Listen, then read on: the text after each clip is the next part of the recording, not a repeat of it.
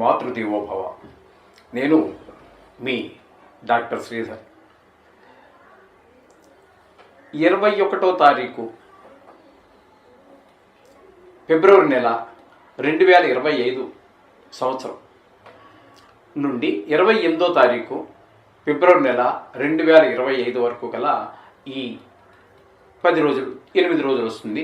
ఈ 8 రోజుల యొక్క గోచార ఫలితం ఈ ద్వాదశ రాశుల వారికి ఏ విధంగా ఉంటుందో సశాస్త్రీయమైన పద్ధతిలో తెలుసుకునేటట్లు ప్రయత్నం చేద్దాము.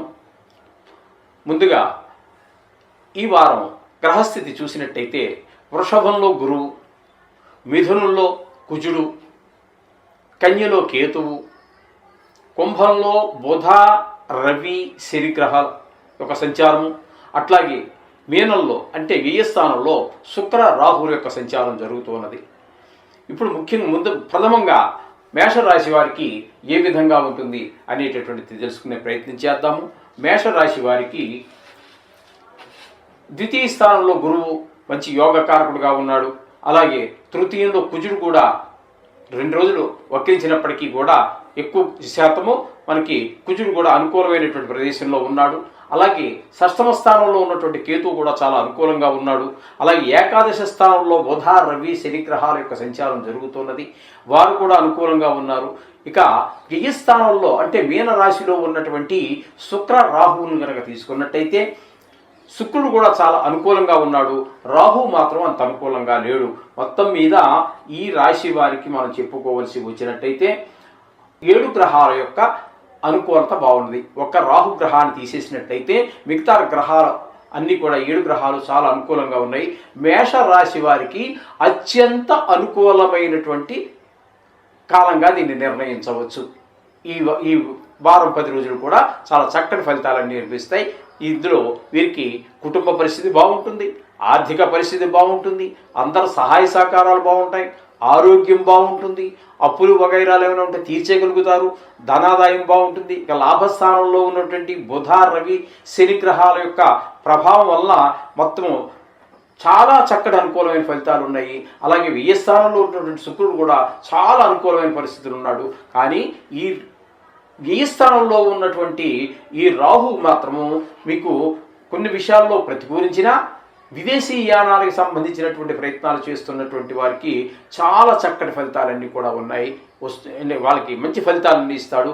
వాళ్ళు విదేశాలకు వెళ్ళటానికి చాలా అనుకూలమైనటువంటి వీసా రావటము, లేకపోతే పాస్పోర్ట్ రావటము, లేకపోతే ఇట్లాంటివి ఎవరో అక్కడ మీ మిత్రులు మిమ్మల్ని మీ గురించి ప్రయత్నం చేస్తూ మంచి శుభవార్త వినటము, ఇట్లాంటివన్నీ కూడా జరిగే అవకాశం చక్కగా రాహు వల్ల కూడా కనిపిస్తోంది.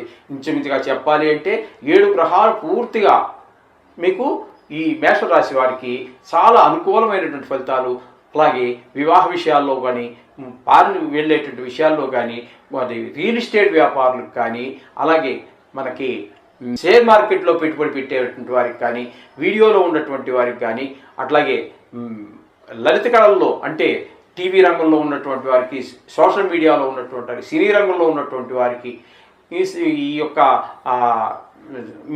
సోషల్ మీడియాలో ఉన్నటువంటి వారికి కూడా అనుకూలమైనటువంటి పరిస్థితి. ఆదాయానికైతే శుక్రుడు, బుధుడు, గురువు అన్ని శుభమైనటువంటి కారణాలే కనిపిస్తూ ఉన్నాయి. అలాగే అందుచేత వీరు ఏ విధమైనటువంటి దేని విషయంలోనూ కూడా వెనకడుగు వేయక్కర్లేదు. మీకు చాలా ప్రోత్సాహకరమైనటువంటి కాలం ఇది. అందుచేత వీరు గుడికి వెళ్ళి మామూలుగా ప్రదర్శన చేసుకుని దండం పెట్టుకుంటే సరిపోతుంది.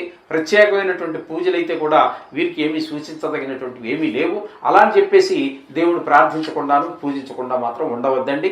ఈ విధమైనటువంటి ఫలితాలన్నీ కూడా మేషరాశి వారికి కలుగుతూ ఉన్నాయి. ఇందులో మీరు ఏమైనా చేయదలుచుకుంటే ఒక్క రాహువుకు మాత్రము ఒక గుడికి వెళ్ళినప్పుడు నవధాన్యాల్లో ఉన్నటువంటి రాహుకి సంబంధించినటువంటి మినువులు ఉంటాయి.